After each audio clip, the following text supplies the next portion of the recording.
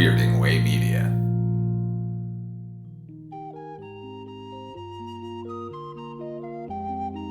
Night, Mr. Walters.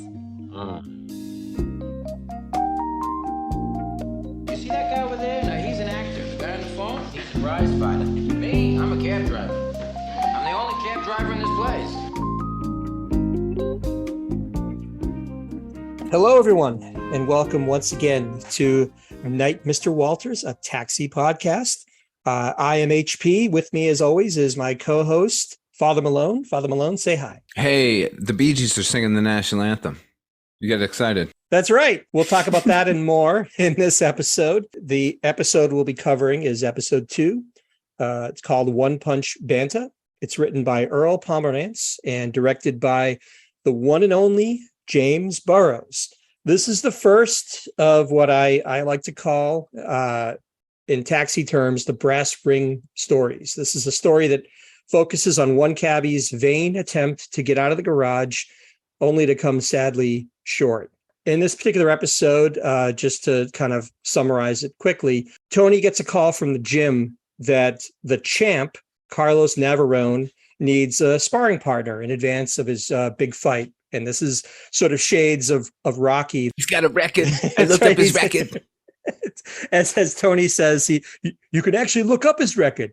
So it's a big deal to Tony and all the other cabbies. In a show of support, they buy him a robe and they come down to the sparring session. Everybody's very excited about this. And during the sparring session, Tony, he throws a left to the champ's body and the champ goes down. Unbelievably to everyone, including Tony, to their surprise, he goes down. And this opens up even more doors for Tony because once the word gets out, he actually gets offered a fight with a major contender. The fighter's name is Frankie Wallace. He's the 8th in the world. And this is Frankie Wallace. Frankie Wallace. Indeed. What? So this is a big deal. So he's going to have a fight. I think that he's actually fighting at Madison Square Garden. And this could be the launching point for his real boxing career. So he goes, the night of the fight comes up. He's training. Alex is actually managing him and he's training. And Carlos, the champ, comes in with his manager. We'll talk about him in a moment, but they come in and basically they rain on Tony's parade. They let the cat out of the bag and basically say to him that Carlos's fight wasn't selling very well. So they needed something to drum up interest in the fight. They concocted this scheme to take a dive during the sparring session so that he would sell more tickets. He wouldn't be as the champ wouldn't seem as unbeatable. Tony, of course, says, "You're wrong. I hit you with a good left hook or whatever." So he takes a pot shot at the champ. The champ doesn't budge. So clearly this is all a setup and Tony really didn't earn his shot. Tony's been had. And he's hurt. Words are exchanged between him and the champ and things get heated and the champ ends up punching him in the face and he goes down and he's dazed.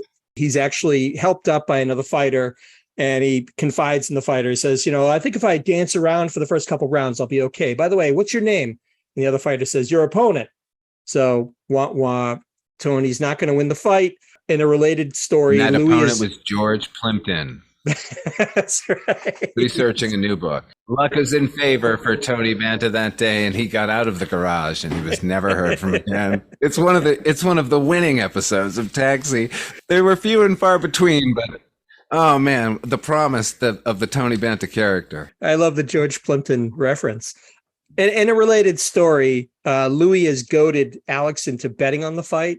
And so not only does Tony lose and lose poorly or lose badly, but Alex has to pay up and it's a humiliation for everybody. But again, Tony's never going to stop fighting, reaching for the brass ring and scene. So that's the episode in a nutshell. So now let's dig into some of the finer points of this episode. First of all, there's a little more. There's a B story that never really goes anywhere that I haven't really mentioned, where at the beginning, Louie kind of confides to Alex that John, our favorite. John the Rube. The Rube, who, again, we won't see him past this season. He's not making his bookings and he's going to have to fire John. And Alex says, no, don't do it. And it never goes anywhere from there. That's all you hear of it. You'd think that there'd be some sort of a resolution to that, but there's really not. Here's my first note I wrote for the episode. Already, Louie is saying what the audience is thinking. Get rid of John the Rube. You know, when we talked in the pilot about Mr. Carver here, is that his name? Yeah, Randall Carver. Randall Carver. I think we were very kind to him. And now in episode 2, it's no longer time to be kind to Randall Carver. That character is bad, and he's bad in it. It's all, oh gosh, oh golly, oh gee. It's like Jim Neighbors has stumbled into the garage. Well, I think you had said it, that he really is designed to be the audience proxy, but we don't need an audience proxy with characters as colorful and interesting as Alex, as Elaine, as Louie, as Bobby. John couldn't help but be the odd man out. And I think it's telling, well, maybe not telling, but I think it's interesting that you have a character like Latka who seems from the get-go to be a purely ancillary character, somebody that Andy Kaufman can kind of come in, do a little bit of shtick, make the audience laugh, and it goes no further than that. But it's interesting that one of the main characters, John, is, even as of episode 2, seems to be, getting phased out in a way. And Latka, even though there's really not much for him to do, he is so compelling. And it's really the interplay, because he and Louie have a little bit of banter back and forth. And it's just sort of the comedy is really, really good. And it's so clear that that's where the writers are choosing to focus, because it's more interesting. It's funnier, and it's fresher, and it's more interesting. And clearly Andy Kaufman is a star on the rise. How could you not want to focus on him? And even from episode 1, Louie, or I should say Danny DeVito, is Louie De Palma. And, he's as good in episode 1, 2, 3 as he is in those final episodes. It's so it's so obvious to everybody. And sadly for Randall Carver, things don't really, there are episodes, I shouldn't say that. There are episodes that we will get into that actually focus on John and his sort of foibles and his misadventures. But I got to say, those are not the highlights of this season, or any season for that matter. But yeah, he's not good at all. Not good. You said that we don't need an audience proxy, and I don't think we ever do. But you can do it well. You just can't make it this character. Like, how about somebody who is at least a little bit slick, instead of like bargain basement Woody Harrelson? I know this is a presage. We've talked about this. This is eventually will pay off as the Woody character on Cheers, but that's done right, because he's not the audience proxy. He's just another idiot amongst idiots. And this character has nothing to bring to the table. He's not funny. It's just, like I said, he's like wandered in from another series, it seems. He does. And it seems a little bit like you said, like a Jim Neighbors, like a throwback to an earlier type of sitcom archetype. And the thing of it is, when you think about all of the different actors and the roles they play, they've pretty much got the spectrum covered. The Tony is a good rube. He's the punch drunk, lovable boxer. You have Bobby, who is the slick New Yorker would-be actor, who is great with the ladies and maybe a little too full of himself, but a good guy. You've got Elaine, who's, beautiful, but single mother, has real ambition and motivation to better herself. You've got Louie, who's just the worst in terms of being a scummy individual. And you've got Alex, who kind of ties it all together, who's the voice of reason and the cabbie that everybody looks up to, and, really the sort of father figure. And the proxy for the audience. And that's what Rieger is. Because he's the one who will, he's comfortable looking around and saying, isn't this ridiculous? Like, what's going on? I don't think you need to have the rube there, the person who kind of look around and go, oh, isn't this crazy? This is New York. Oh, we don't need that. No, and you're right. If you're going to have a rube, you're having him there because he's an idiot. But everyone in this cab company is basically an idiot. We've just got a couple of ones that we can hang on to sort of as intelligent characters.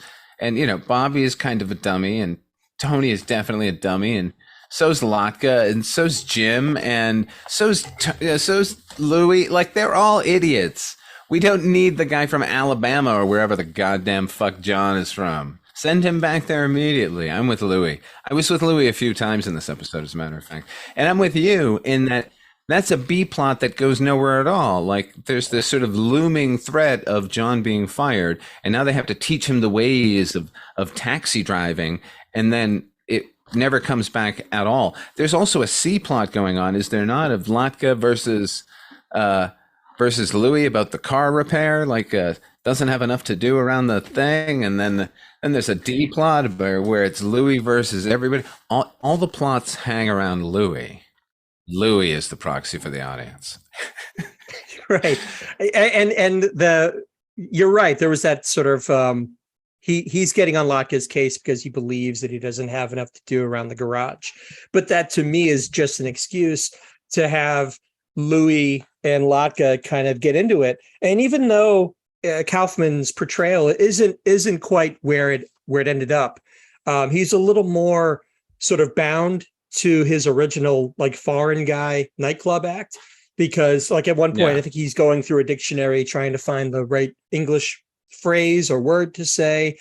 But if the writers don't have faith in the John character to actually write a complete arc for the B story in this show, then why could an audience member be called upon to care about him? I mean, it really feels like they're in the writer's room and they go like, well, how do we resolve this thing with him and not making bookings? Who cares? Let's just continue with Tony's story. Who cares? Or maybe they filmed it like, maybe there was one more scene and then they were like, oh, we got to cut it for time. Well, we're not gonna keep the Randall Carver stuff in, right? Like, no. So, yeah, that didn't work at all. That went over like the proverbial lead balloon. Let's just that's probably, I mean, I in my research, I mean, I never came across anything like that, but I would not be a bit surprised, because it does seem, thinking about it now, it does seem a little odd that they set up this conflict with John and the threat to lose his job, and then and nothing ever really becomes of it. It's really forgotten for the rest of the episode. No, and they involve other characters. They bring it over to Judd Hirsch, and then Mary Lou Henner gets involved, and like, oh, we got to save John's job, and then no, there's a boxing match. Let's just go to the fights for the rest of the episode, everybody. Yeah, because it's far more interesting and far, it's a lot funnier. It's actually kind of incredible that they choose to focus episode 2. And just as a reminder, we're going over these shows in broadcast order and not in order of the filming. So for all intents and purposes, this is episode 2. I think it takes a great deal of faith on the writer's part and everybody involved to focus an episode so early on the actor who ostensibly has the least amount of experience of anyone, including Randall Carver, because Tony Danza was the classic. I mean, he was a boxer who went into acting later in life, but you know what? He's really good in this. He's like 25, right? Yeah. I mean, he's not, but he's not a seasoned actor. Later in life. Sure. But my point is, he's somebody who had a career such as it was as a boxer, and was sort of discovered later in his life and made into an actor. But he's really good. Like the human Bolt Jenkins, from Animal Olympics. That's what Tony Danza is. They just plucked him out of the sewer, out of obscurity, and there he is. Here's the thing: whoever made the decision to put this episode before the Angela episode, featuring Tony Danza, complete novice to the entire field of acting and comedic acting, they deserve a medal, because he's effortlessly charming. He plays a perfect idiot, and he was a good-looking fella.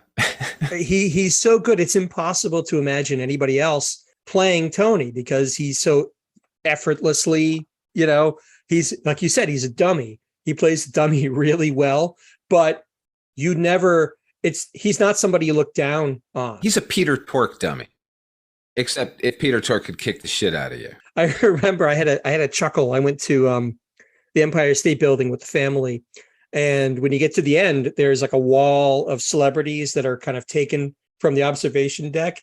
And everybody's looking at, oh, there's Tom Cruise, there's this, that. I'm like, there's Tony Danza, Danza on top of the Empire State Building. I was very happy about that. So we've talked about Tony Danza. I want to talk a little bit about some of the supporting actors that are featured in this. Let's start with the champ, Carlos Navarone. He was the real life WBC welterweight.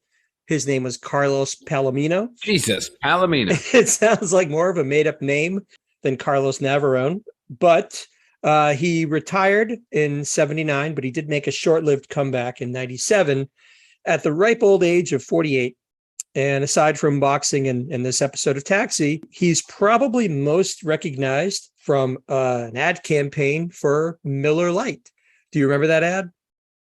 The less filling tastes great. Oh, I definitely remember that. We'll play a little bit of it right now. One of the best things about coming to America was that I got to try American beers, and I tried them all. The one I like best, light beer from Miller. It's got a third less calories than the regular beer. It's less filling, and it really tastes great. That's why I tell my friends from Mexico, when you come to America, drink light beer, but don't drink the water. Light beer from Miller. Everything you always wanted in a beer, and less. Synchronized chanting and alcohol. They go hand in hand, don't they, buddy? They don't make them like they used to. So let's... I want to be drunk and chanting with others right now. I know you want to talk about this next featured supporting actor who played the manager, Jerry Martin.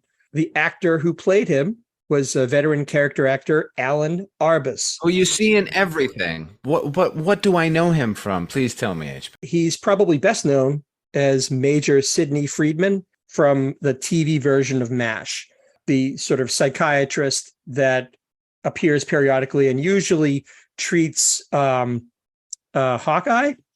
Usually Hawkeye's having some kind of breakdown or another soldier. Does it turn out that he was never there? He was all in Hawkeye's mind? It was a Fight Club situation. No. That's too bad. Follow-up question. Yes. Did he have the same permanent on MASH set in the 50s in the Korean War? Did he have the same hair? He did. He had the Robert Reed Brady Bunch perm. He committed to that look in all of his characters. He said, I'm the one portraying all the characters with this hairstyle. I feel like we keep coming back to this idea, but this has come up in some of our other podcasts, Father Malone, this idea of the 70s sensitive, ideal man, your Alan Aldas, your Elliot Goulds. The man who would have this hairstyle, this perm. Yeah, that guy. I'm slightly obsessed with the perm. I can't look away, but I want to. So he, in a long line of very sensitive men dating back, like I said, to Alan Alda. Who else? Who else do we have that are sensitive? Oh, Richard Benjamin. Elliot Gould. Elliot Gould, man. Richard Benjamin. Oh, he's delicious. He should be a sex symbol in any decade. Do you know I watched Saturday the 14th again just the other day, and I could watch it because of him, and it's a terrible movie. Anyway, continue. So he's, like I said, he's best known for MASH, but he was working as far back as 61. He worked for over 50 years before he died at age 95 in 2013. He even, and just to bring it full circle to our Alan Alda obsession, he even appeared in the short-lived TV version of The Four Seasons, which has become one of our favorite movies, has it not? It's always been. It's always been. What a slice of heaven that flick. How did you put it? It was one in a long line of 70s movies about adults getting their shit together, Yeah. It's hippies like figuring their shit out. Like, oh no, it's baby boomers basically. Like, wait, now I have to be responsible, and how do I cope? And what is this new religion my crazy wife is talking about? And she wants to work. That kind of movie. Yeah. Well, he was in that. So not only, and I think he appeared with Alan Alda, which is the the sensitive man equivalent of crossing the streams from Ghostbusters. So Yeah. but he's great in this. He's shaking hands with Tony and he says, hey son, good to meet you. Hey, do you want me to call you Tony? And he says, oh no, you can call me son. He's so warm Yeah. and just appealing and very fatherly that it you never would ever imagine that he would actually set up this awful scheme to deceive Tony and make him believe that he actually knocked the champ down. But in reality, it's this, it's nothing more than a scheme to sell more tickets to the champ's next fight. But Allan Arbus being Allan Arbus, he's fantastic. You never doubt for a minute that he's a nice, sensitive individual. He's so nice. It makes you think it makes you think they just like forgot to tell Tony, like he's such a lovely man. There's no reason to be mad at him that he's done this. Right. Just like, oh, Tony, I'm so sorry. I thought I told you about this. Oh, buddy. But I want to talk about some of the other things that I found interesting and cool about this show. And one of the things I wanted to highlight, and I wanted to kind of get your perspective on it, is, it's a sitcom. It's filmed on a soundstage, and we already talked in the last episode about how good the garage set looks, and how I think you brought up that there's a big concrete pole in the middle, and it actually looks like it's made of concrete, and like there's a vending machine that they get coffee from, and everything looks very very real. But I feel like in this episode they took things to another level, because at one point the cabbies go to the gym to watch Tony spar, and it starts at the beginning where they're coming through the entrance. And usually when you think about this kind of set would just be a ring and maybe some seats kind of around it. But like, I feel like they blew the budget for this episode on this gym, because it starts and it's this tracking shot that takes you from the entrance all the way down the side. You're seeing boxers hitting the heavy bag. They're skipping rope. They're doing the speed bag. And it just keeps going and going and going. And it just seems like such a big set. Like the ring looks like it's an actual sized ring. Again, we've already lauded the set designers and the decorators in the last episode, but I thought like this was for a TV sitcom, this seemed to be above and beyond. I thought it looked really cool. What did you think? We've got like a locker room set as well that a lot of the action takes place in, and that also looks lived in and real world, at least real for the world of Taxi. There's a look that the show kind of has, this sort of scruffy, smudged up kind of dirty look, especially when you have the garage and these environments like the garage and like the gym, where it's supposed to be kind of, scuzzy and maybe not especially clean. But again, like this was this set where there's this huge boxing ring. There's even like bleachers. There's full on bleachers that people sit at. It's not just like a couple of seats that the cabbies kind of like park themselves at or whatever. It's actually fairly impressive.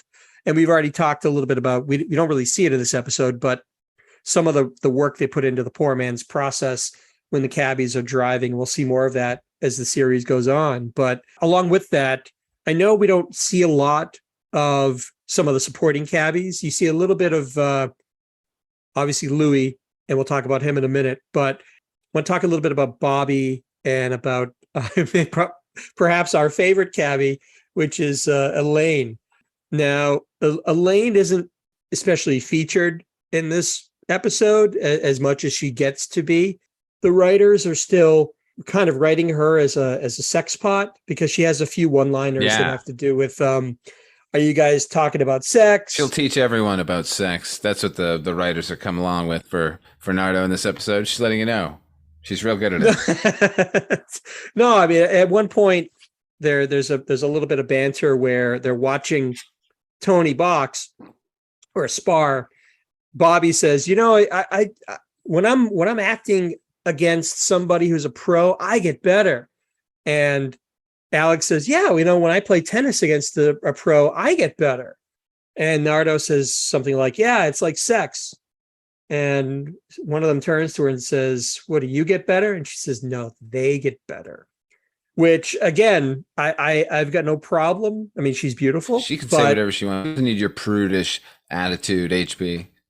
I'm not being prudish. I think it does her a disservice to be portrayed as just kind of a one note thing where, she eventually I think you're a prude. And I think you should let Nardo be Nardo. She can be a charming, sensitive art gallery, not owner, but manager. And she can also teach everyone a thing or two in the sack. Oh, sure. No, I've got nothing against her. I think she's great. Let me tell you where the writers have actually gone wrong with the characters in this episode. It's with Bobby Wheeler. Because when they come to the gym to witness Bobby's, unbeknownst to him, fake fighting bout, they bring him a robe, which he's never had before. Boxers like to have robes. They look good in it. It's a piece of costume, you wear it, you feel powerful. And Bobby's like, this is such a big gift. We shouldn't be buying this for him. What's he needed for? That actor should know how important a costume is for a performance. That's a very good point. It's poor writing, and it demeans the Bobby Wheeler character, and it bombs. I understand where you're coming from, but I also think the thing about Bobby, especially in this first season or two, is that yes, he's Tony's best friend, but he's also capable of insensitivity and just being kind of a jerk. I think that's very on brand for Bobby. I get what you're saying. He's an actor, and a costume should help you act the part. In this case, the part of a boxer. He seemed to be more complaining not about the fact that he had to pony up any dough and the fact that why does he need this anyway? Like, if it had been explicit, like, I can't believe we all had to chip in for this nonsense, then that would be one thing. But he's like, it seemed like he didn't understand the gesture at all. And that to me is the demeaning part of that characterization. Maybe I'm wrong. Maybe the writers are writing him spot on, these character they created and are shepherding here. Maybe they might know a little bit more about him than I do. I just think as much as he is Tony's friend, he's a jerk. He's got a big ego. So I wasn't really fazed by him kind of saying, why do we want to do this? It's not a big deal. He's just sparring.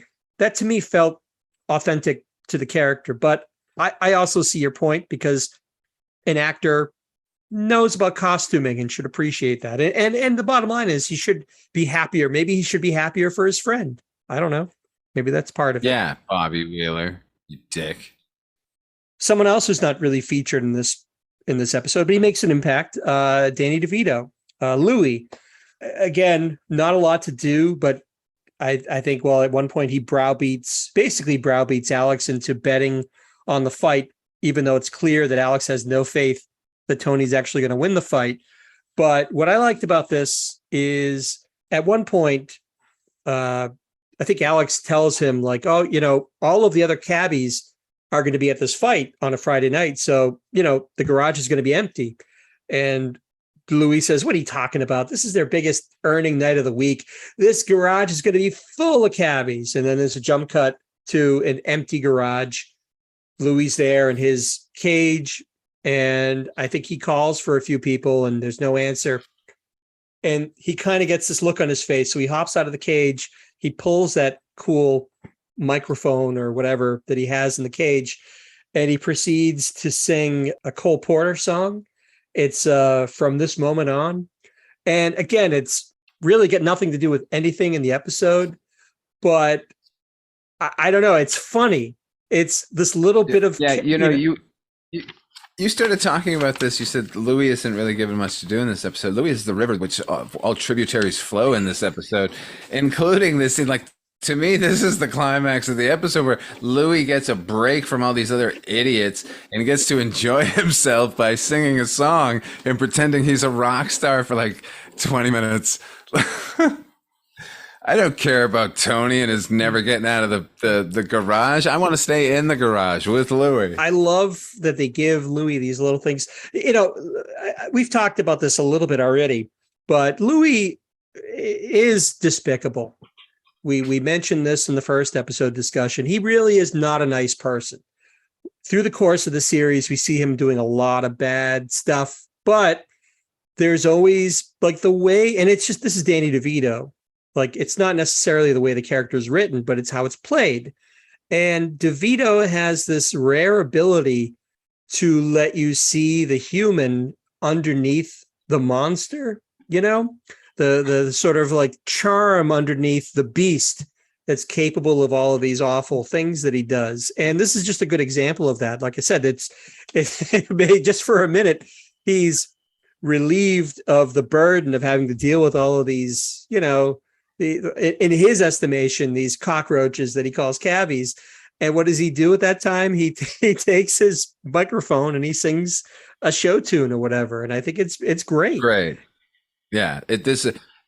Once again, this is a very smart move in shuffling the order of the episodes here, giving us this right after the pilot instead of Angela right after the pilot. This is a pretty joyous episode for all its downer and dourness, but then the whole series is downer and dour ultimately. So these little moments of triumph are well won. Absolutely. So, okay. So I think we've is there anything else you wanted to bring up about the episode or discuss before we talk about how we're going to rate the episode, Father Malone? Yes. It was a phantom punch. I wanted to say that. The punch in the ring looked fake. Obviously, the punch to Danza's face is real. Yes, and he goes down like a stack of potatoes. It's great. I'm glad you brought that up because that's one of those little. It's a surprise little moment that was unintended. This actually refers to, once again, to how good Mr. Arbus is as an actor, because here's what's supposed to happen. The champ is supposed to mime punch Danza. Danza's supposed to go down, and then they walk off, and he continues the scene, and he continues as the manager talking to the characters. Instead, the champ actually clocks Danza. Danza goes down, and then turns, and then Arbus just doesn't break character, continues, takes the champ who's giggling. You can kind of tell he's turned his back quickly to the camera, and as he's ushering him out, like, finishes the scene. That's a pro, man. I would say it's a credit to both Allan Arbus and to Tony Danza that they continued, because he got hit in the. I'm not sure what I would have done had I been in the same situation, got hit in the jaw, and I've got to continue with the scene. I mean, to be fair, you probably would have done what Danza did. You would have lain on the floor in pain. Sure. I mean, but for me, this enters the sort of unintentional pantheon, along with, like, for example, Buck Henry in Saturday Night Live getting sliced in the forehead by the samurai delicatessen.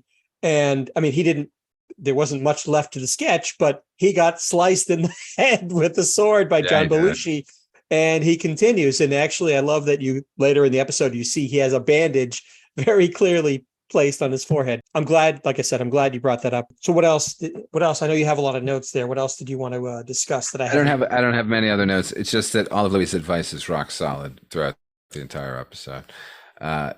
And to me, he's just the hero. So, you know, that's all. I don't have anything else to bring to this particular episode other than this is a solid entry, and all the comedy is real good. It is. So let's try to break it down here. We're going to get to the rating, but let's talk about just as an overall impression of the piece, like the good and the bad.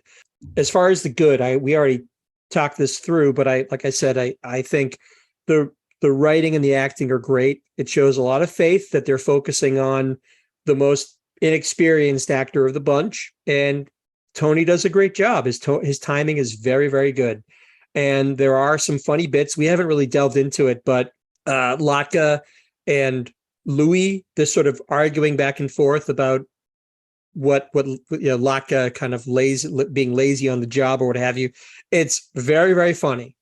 And it only gets better from there. Like I said, as Kaufman gets more and more into the character of Latka, you have more opportunities for him to play up. And it seems to be like, it's very typical for Latka to be playing off of Louie, very much Louie being the antagonist for Latka. So we're kind of already seeing that happen, even at this early stage. Right, but I'd like to point out something about that scene, or that sort of plot throughout this. It occurred to me for the first time, Latka has always come off as sort of sweet and a bit clueless. And this performance in this particular episode made me wonder, is he an agent of provocation? Like he seemed to maybe be doing these things just to mess with Louie just a little bit, you know? It could very well be. We'll see. There's a little more of that in this next episode. We'll talk about next podcast. But I think these early goings, I think there's a little more of an impishness to Latka that maybe they leaned more on the sweet. They're gonna sand that off. They do. I think the any sharp edges are eventually sanded off, and that's fine. But because we know Andy Kaufman, wasn't the sweetest person in real life. He was a provocateur. And I think there's an element of that in these early performances that we maybe don't see as much in the later seasons. So that's a good call up. We talked about Louie is fantastic. I love that they give him that little singing bit. Even if it isn't the most original piece, it's still amusing and it's still funny.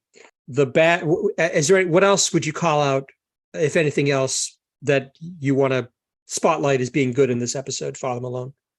I like the robe gag that he puts on the robe and then they put on the gloves, and then nobody thought to get him an actual boxing robe so that you can't get the gloves off. Like, that's a good bit. It is. That sort of bit is funny because he puts on the robe and he starts asking them, like, I can't get and then like his opponent, like Navarone, keeps coming over to him and he's like, not yet. And he keeps struggling with it and he comes back, not yet. And I think ultimately it's Allan Arbus' character has to come over and go, all right, I can handle this. And he rips it and it's just completely humiliating.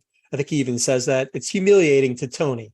And let me say, like, if they're going to do an episode where they're going to spotlight Tony, this was, again, the smartest thing they could have done, because Tony Danza was, and at the time, I guess, still was a boxer. And so anytime you get to see him in action doing what he has been training his whole life to do, like, it's a thing of beauty. So it makes us like that character all the more.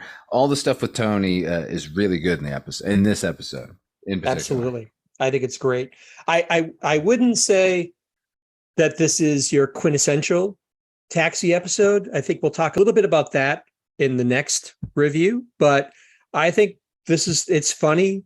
I think there is the theme of the cabbies trying to get out of the garage. I think this is kind of the introduction to that plot through line. I mean, we'll see that time and time and time again, but this is the first time. Are we talking things we didn't like about the episode? Because I didn't like about the episode. I hate that thread through the entire first season. I get where they're coming from, and I know it's part of the derivation of the whole series, but the sort of aspirational, can't wait to get out of this life, like, it always bothered me the first season. Okay, so let's have it out. So we'll talk about the bad now. You actually don't like the fact that we're getting the archetype of the cabbie who wants to get out and is sort of like... I don't mind them doing it. I just don't want to hear them saying it. That's lazy to me. That, like, oh, one day I'll get out of this garage. Like, hey, you did it. You're going to get out of being a cabbie. Like, they say it a bunch of times where it's like, we should just know that these characters want a better life. And, like, I don't know. It just seems silly to me. I think you're right. And I think I do think they get better and better at writing for that type of plot, but you can't get away from it because the whole, this, as much as it's fun for us as audience members to spend time with the cabbies in the garage, we should never really forget that for them, being in the garage is not fun. They have dreams and aspirations that the garage doesn't figure into. Yeah, but here's the thing. The dream isn't, I can't wait to get out of this cab company. The dream is, I'm a boxer and I want a shot at the champ. Like, it isn't a punishment that he has to go back to being a cabbie. It's that he didn't achieve his ultimate goal. I don't know. They make it too much about trying to escape the pit of being a cabbie when it's where they're also inviting the audience to hang out with these people forever. But that's exactly my point is, and maybe this is a bit of a catch-22, because the writers want you to feel good spending time with these characters and appreciating their various, schemes and activities in and outside of the garage. But at the same time, they don't go far enough into making the garage and by extension Louie as an unpalatable situation for them to keep getting falling into. There's a lot of describing about what they hate about the garage, but there's not a lot of showing. But do I really want to, as an audience member, do I really want to see that kind of depressing boot to the face of get back down here with the rest of the grunts? I don't want to see that. So I'm not sure how you get the best of both worlds there. You don't. You move on to the second season when it becomes a show about cabbies doing cabbie stuff, and not necessarily like the who is attempting to get out of the ghetto one more time, which I'm not saying like the entirety of the first season is that. The next episode isn't like that at all, but it is the theme running through this season. The darkest of all was Gilligan's Island because they wanted off that island. And every episode they tried, and every episode they failed. It's like a Sartre written sitcom. No exit by the lagoon. It was. I would also say, so we're talking about the bad here. We've talked about the fact that none of the other cabbies really don't have much to do here. And I guess that's fine because this is really Tony's story. But I have to mention the fact that, Bobby, Elaine, and John, and to a degree, Alex really have nothing to do here. But as we've already talked about, John is already looking like the proverbial, fifth wheel here. I mean, he's 27th wheel. Get him off this cab. Get him off this show immediately. He's not long for this show, and it's okay. I mean, I'm sure Randall Carver is a perfectly nice person in real life. Sinkhole of charisma. Trying to be charitable. We were charitable in the pilot. I'm no longer going to be charitable. It's now an affront that we have to watch Randall Carver take time away from these beloved characters. If we're not going to have Reverend Jim in the first season, then the least they can do is there a fan edit where the non Randall Carver version of Taxi? I encourage somebody to make that and then distribute it. And I'd like to also recommend people watch that instead of this first season. Randall Carver's the Jar Jar Binks of Taxi. That's terrible. That is awful. Golly gee, everybody. We're going to go into our cabs. All right. Well, so other things that I would put forward as not being that great or the bad, that we've talked about the B plots that go nowhere. There's no follow-up to the threat of John losing his job. And even though there's some fun banter back and forth between Louie and Latka that we've discussed, nothing really comes out of that. So I would say there's a bit of aimlessness to some of the plot points, but at the end of the day, I didn't really mind because the rest of the episode is pretty solid. Would you agree? Oh, yeah. I enjoyed it. We're going to give this show a final score. Again, to remind you, we're going to score it on the number of yellow lights. What does a yellow light mean? Thank you, Mr. Jim Ignatowski. So this is a scale from 1 yellow light to 5 yellow lights, where 1 is the worst and 5 is the best. What would you give this particular episode? What would you give One Punch Banta, Father Malone? I give it 3 yellow lights. 3 yellow lights. And what's your final and what's your final wrap up of why you'd give it 3? I think it's head and shoulders above most sitcoms as far as writing and delivery and acting, but I don't think it attains in any way the dizzying heights that this show can achieve. So it's just middle of the road for Taxi. It's still better than most sitcoms, but middle of the road for Taxi. Okay. Personally, I would give this show 2 yellow lights.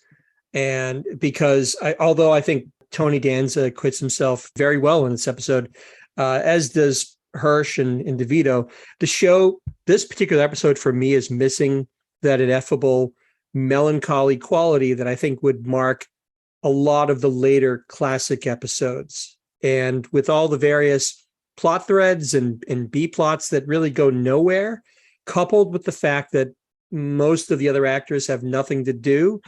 I think this cab is stalled leaving the garage. 2 yellow lights. Wow, you can't. That was like a sneak attack there. I thought you were enjoying this episode.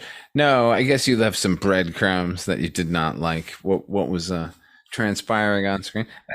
I didn't think it was that bad. Suddenly, I feel like I'm the apologist for this episode. I thought it was okay. No.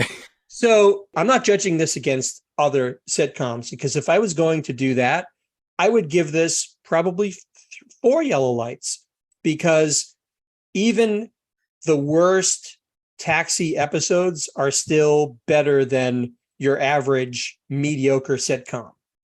That goes without saying. But if I'm going to judge this against other seasons and other episodes of Taxi, I have to say that this is, average, slightly below average. I'm dying to know what gets a 1 yellow light from you, sir. Oh, it's coming. It's coming. I know we've got a lot of episodes to get through, but I'm curious. As a preview for the next episode, we'll be talking about Taxi episode 3, Blind Date. This one is a very special episode because this is the Genesis sneak preview of the theme song to Taxi. And we'll talk more about that. So melancholy. So we will talk about that in the next episode. But thank you very much for tuning into this podcast. Once again, I am HP. And this has been Father Malone. And thank you very much. We'll talk to you again next time. Night, Mr. Walters.